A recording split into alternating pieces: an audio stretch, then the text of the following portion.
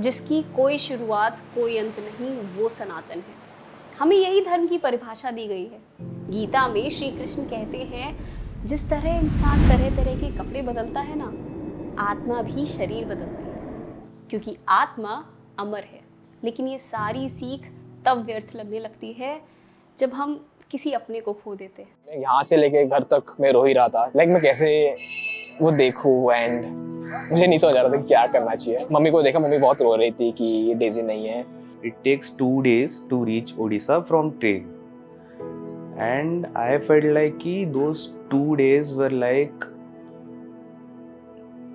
the longest time I've ever spent. पता नहीं, for some reason I was not able to cry at that time. पिछले साल इसी समय मैंने अपने परिवार के एक खास सदस्य को खो दिया। जीवन में पहली बार मृत्यु को इतने करीब से देखने के बाद कुछ समझ में नहीं आ रहा। मेरे चारों ओर जिनकी मृत्यु हो चुकी है, उनके लिए भी रोज़ खाना बन रहा था। तरह तरह के दान किए जा रहे थे और 13वीं के दिन ब्राह्मणों और रिश्तेदारों को भोजन कराया जा रहा था। पर क्या है ये प्रथाएं? इनके पीछे का मतलब क्या है? क्यों एक शोक में डूबे हुए परिवार को इतने सारे कर्म करने पड़ते हैं? पिंडदान क्यों किया जाता है और आखिर इस सब का क्या मतलब है? आज करीब 1 साल बाद उनकी बरसी का समय आया, तो उनकी यादों के साथ ये सारे सवाल भी मेरे मन में किसी तूफान की तरह खड़े हो गए और मैं निकल पड़ी जवाब ढूंढने। सूर्यपुत्र अंगराज कर्ण महाभारत के एक महान योद्धा। कर्ण ने अपना पूरा जीवन दान पुण्य किया, इसलिए माना जाता है कि कर्ण को अपनी मृत्यु के बाद स्वर्ग की प्राप्ति हुई थी। एक कहानी के अनुसार स्वर्ग में उन्हें भी सोना, चांदी, हीरे जवाहरात भेंट किए गए। वो भूख से तड़पते रहे, पर उन्हें खाने के लिए दाना भी नहीं दिया गया। हताश होकर वो देवराज इंद्र के पास पहुंचे। तब इंद्रदेव ने उन्हें बताया कि उन्होंने जीवन भर दान तो किया, लेकिन कभी अपने पूर्वजों को कुछ अर्पण नहीं किया, और इस वजह से उनके पूर्वजों ने गुस्सा होकर उन्हें श्राप दे दिया है। पर अंगराज कर्ण तो जीवन भर अपने परिवार और पूर्वजों के बारे में जानते ही नहीं थे। इसीलिए इंद्रदेव को उन पर दया आ गई और उन्होंने 15 दिनों के लिए कर्ण को दोबारा पृथ्वी पर भेज दिया, जहां कर्ण ने अपने पूर्वजों और पितरों के लिए अन्नदान किया और पितृपक्ष की सारी प्रथाएं निभाई। तब से हम हर साल 15 दिनों के लिए इस खास समय पर पितृपक्ष मनाते हैं। मेरे सास, मेरे ससुर अपने सामने में हुआ, मेरे सामने में हुआ। मेरे डैड की डेथ हुई तब मैं 10 साल का था, और मेरी मॉम की डेथ हुई जब मैं 18 का हो गया। मेरे दादाजी की डेथ हुई थी around I was in 8th standard और समथिंग। एक डॉग थी मेरी, उसका नाम डेजी था। 6.5 साल तक थी वो। सब खुशी रहते थे दिन भर, सुबह से शाम तक डेजी क्या कर रही है, डेजी क्या खा रही है, सब इन्वॉल्व होते थे उसके लाइफ में।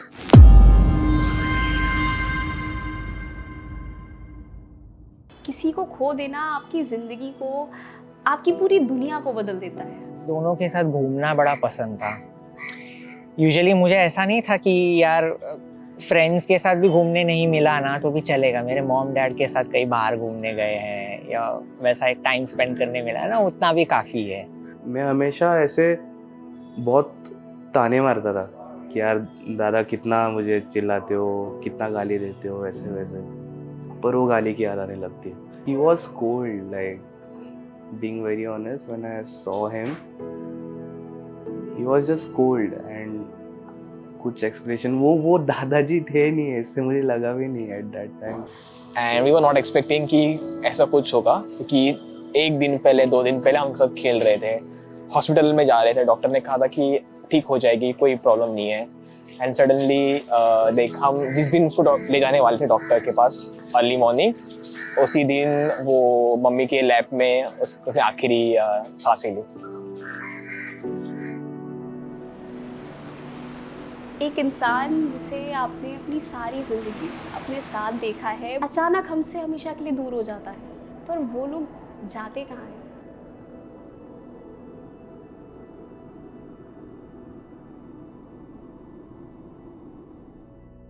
किसी की मृत्यु के बाद एक घर में चीजें इतनी तेजी से होने लगती हैं कि कोई रुककर समझ ही नहीं पाता चल क्या रहा है। इतनी सारी प्रथाएं, विधियां, रीति रिवाज, लोगों का आना जाना, खाना पीना, सब कुछ एक साथ चल रहा होता है। 13 दिनों के लंबे प्रोसेस के बाद जब सब चले जाते हैं ना, तो घर में अचानक सन्नाटा हो जाता है। वो आत्मा को भी नहीं पता होती है कि वो खत्म हो गया है and that person has to move on. तो हम ये रिचुअल्स करके हम उनके लिए ये इजी बना रहे हैं ताकि वो अपनी दुनिया में जाए और अपना पुनर्जन्म की तरफ वो आगे बढ़ते रहे। जब मेरे पिताजी का देहांत हुआ था ठीक 1 साल पहले, तब मुझसे कहा गया था, मुझसे पूछा गया कि आप तुम सर मुंडाना चाहोगे? मैं तो हम लोग तो जैन परंपरा से हैं, तो हमारे यहाँ इतना आवश्यक नहीं है सर मुंडाना। मैंने कहा मुझे गर्व होगा, शान से जीना, शान से दिखाना है कि देखो मैं इस पिता का मैं बेटा हूँ जिनका देहांत हुआ, लेकिन उन्होंने इतना समृद्ध, इतना गौरवशाली जीवन जिया कि लोग उनको याद करेंगे, याद करते हैं, कृतज्ञता व्यक्त करते हैं। अब मैं समान नहीं रहा क्योंकि मेरे अंदर से कुछ चला गया। अब कोई था जो मेरे बहुत ही नियर एंड डियर था, अब वो नहीं है। सो एज ए ट्रिब्यूट, जो चीज मुझे सबसे ज्यादा पसंद है, जिसको मैंने सर पर चढ़ा के रखा हुआ है, जिसको मैं बार बार ठीक करता हूँ या करती हूँ, चलो आज मैं उसको ही दान दे देती हूँ। यही वो विधियां हैं जो हमें इस कड़वे सच को स्वीकारने और उसके साथ समझौता करने में मदद करती हैं कि हमारे किसी अपने की मृत्यु हो चुकी है। हमारे ग्रंथों के अनुसार ना सिर्फ हमें, बल्कि ये विधियां उन आत्माओं को भी अपनी आगे की यात्रा शुरू करने का मौका देती हैं। पृथ्वी से पितृलोक की यात्रा। पहले शब्द यूज हुआ करता था प्रेत, 11 दिन तक। जब पिंड दान हो गया, पिंड को मिला दिया, तो उसके बाद जो शब्द यूज होता है वो होता है पितृ, क्योंकि वही व्यक्ति जिसकी मृत्यु हुई 11 दिन तक वो प्रेत रहेगा, 12वें दिन वही पितृ हो जाएगा। तो यदि किसी की कंडेंस वासनाएं नहीं है तो वो मरने के बाद स्वाभाविक तरीके से पितृलोक में ही जाएगा। पृथ्वी से परे स्वर्ग और नर्क के बीच एक ऐसी दुनिया जहां आत्माएं रहती हैं।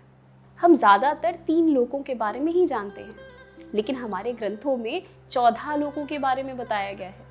और इन लोकों के बीचों बीच है पृथ्वी, यानी भूलोक, और ठीक उसके ऊपर माना जाता है पितृलोक। लेकिन ये पितृ होते कौन हैं? पितृ का अर्थ ये समझ के चलो, हमारे ऐसे एंसेस्टर्स जो अभी विद्यमान नहीं है, उन जिनकी मृत्यु हो चुकी है, या फिर हमारे जीवन की डे टू डे लाइफ में ऐसी घटनाएं घटित होती है जिसको लॉजिकली एक्सप्लेन नहीं किया जा सकता, लेकिन के बगैर हम जी भी नहीं सकते।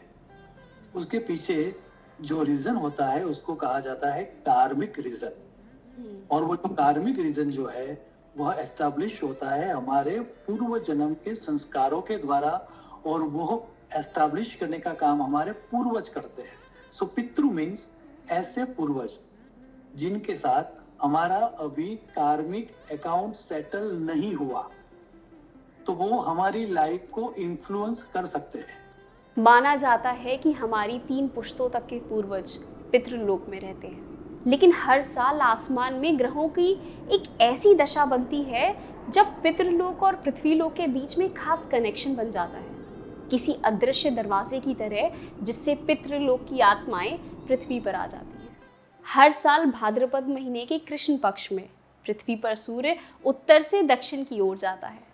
इसी समय पर माना जाता है कि पितृलोक एक्टिवेट हो जाता है और अगले 15 दिनों तक हमारे पूर्वज हमारे साथ रहने आते हैं। या गणेश चतुर्थी के बाद ही शुरू होता है और दुर्गाष्टमी के पहले समाप्त हो जाता है पितृपक्ष, है ना। तो जैसे एक का विसर्जन हो रहा है और एक का जन्म हो रहा है। नवरात्रि मतलब गरबा जब करते हैं, गरबा डांस जो है, गरबा का नृत्य जो है करते हैं नवरात्रि में, गुजरात में स्पेशली गरबा शब्द आता है गर्भ से। इधर विसर्जन हुआ, उधर गर्भ मतलब जन्म होगा नए साल का या नए उत्सव का। उनके बीच में पितरों को याद करना है, पूर्वजों को याद करना है, ऋषियों को याद करना है, भगवान को याद करना है।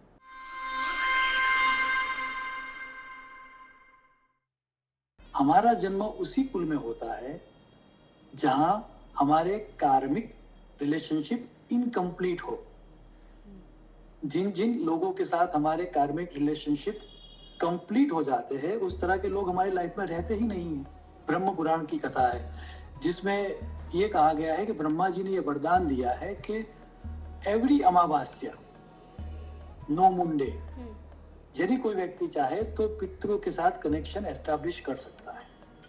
तो यदि आपका जन्म पर्टिकुलर कुल में हुआ है और आपको पर्टिकुलर तरह की माता या पिता मिले हैं या भाई बहन मिले हैं, तो उसका कारण यही है क्योंकि उस तरह के कर्म अभी भुगतने बाकी थे। ऐसे बहुत सारे एग्जाम्पल्स हैं जिसमें यदि किसी के परिवार का समय ठीक ना चल रहा हो, यदि कुछ अड़चने आ रही हो, नया काम ना हो रहा हो, या कुछ भी होते होते कुछ बाधाएं आ जाती हैं, तो कहा जाता है कि पितृ की तृप्ति ना होने की वजह से ये सारी हो सकती है।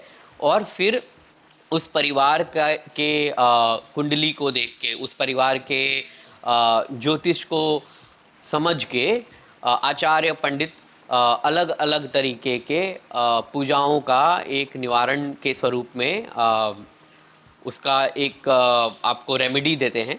और बहुत सारा एग्जाम्पल्स ये देखने को मिलता है कि बहुत सारे लोग जब ये रेमेडीज़ करते हैं या ये जो रिचुअल्स करते हैं, तो उसके बाद जो है वो चीज़ें होने लगती हैं ठीक से और शांति आ जाती है परिवार में, रोग जो है रोग द्वेष हटता है।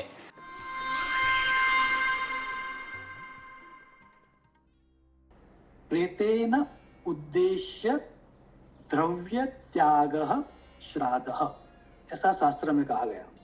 जो भी प्रेत हो चुका है उसका इंटेंशन मन में रख के यदि आप द्रव्य का त्याग करोगे अर्थात मॉनेटरीली डोनेशन दोगे तो वही श्राद्ध है।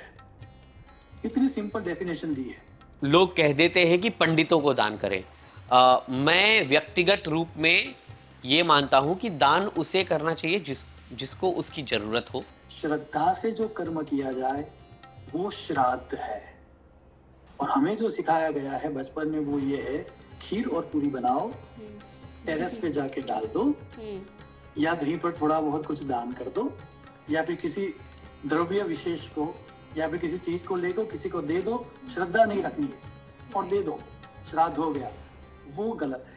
इस टाइम में यदि हम उनके लिए पानी अर्पण करें, या आप देखेंगे कि बहुत लोग पितृपक्ष में चावल, तिल, उड़द का दाल भी अर्पण करते हैं। कुछ लोग ऐसे ही अर्पण करते हैं, कुछ लोग पिंड बना के अर्पण करते हैं।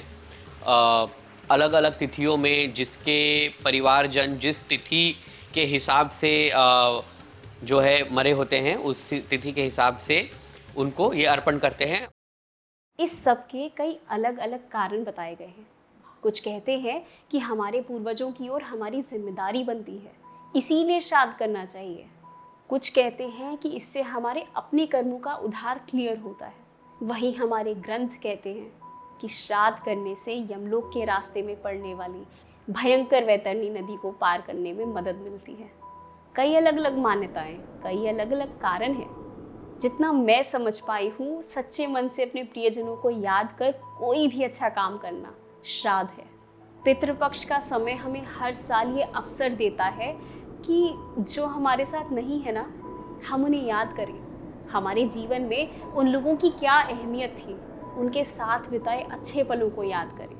उनके जाने के बाद हमारे जीवन में क्या बदलाव आए, उन्हें समझें और वही हिम्मत लेकर जीवन में आगे बढ़ते रहें।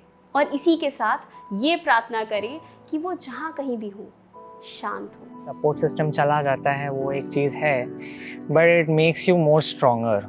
लाइफ का चैलेंजेस वगैरह आपको लेना ही पड़ता है। There is no other option कि आप नहीं कर सकते हैं, ये नहीं होता है, वो नहीं होता है, आपको बस चल देना है। क्या आई नेवर सेड माय दादाजी how much I love him. अगर जो होने वाला सब हो गया, अब उसको क्या करने का, आने वाला लौट के तो नहीं है, तो ऐसा ही संभालने जाते हैं। मैंने अपने जो गैलरी है वहाँ पे मैंने खाना रख दिया कि शायद कोई खा ले, एंड मैंने रख दिया। और मैं 2-3 घंटे के बाद मुझे आवाज़ आई वो प्लेट हिलने की, तो मैं जाके देखा तो वो खाना ख़त्म हो चुका था। और उस वजह से अब तक लाइक कम से कम 15-20 दिन हुए मैं रोज़ जाता हूँ, रखता हूँ खाना और कोई कौवा खा के चला जाता है। एंड बस आपको क्या लगता है कौन खाता है? वही हमारे डेजी होगी, हमारे पूर्वज होंगे।